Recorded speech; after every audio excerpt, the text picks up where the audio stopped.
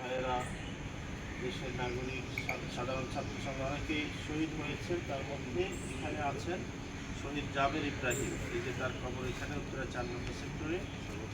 আজকে গোটা বাংলাদেশে যারাই যেখানে এই যুদ্ধে অংশগ্রহণ করে শাহাদাত বরণ করেছেন, আমরা সবার জন্য দোয়া করি।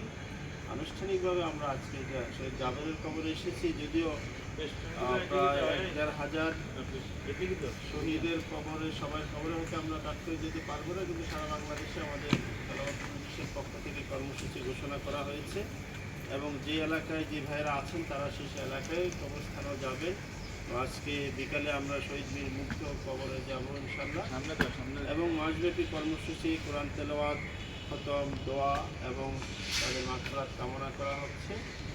আমরা আশা করব যে তাদের এই আত্মত্যাগ জাতি চিরজীবন স্মরণ রাখবে এবং আল্লাহ তাআলা অবশ্যই তাদের এই কোরবানির বিনিময়ে আমরা যে বাংলাদেশ পেয়েছি, সেই বাংলাদেশে কেউ আবার নতুন করে যেন ফ্যাসিস্টের ভূমিকায় অবতীর্ণ না হতে পারে, সেই শিক্ষা, সেই শপথও কিন্তু আমাদেরকে জুলাই আসতে নতুন করে আবার নিতে হবে।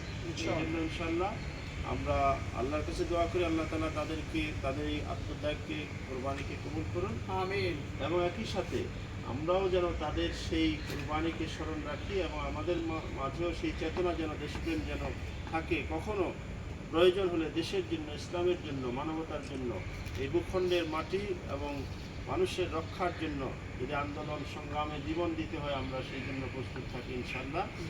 এই মুহূর্তে আমাদের মাঝে উপস্থিত আছেন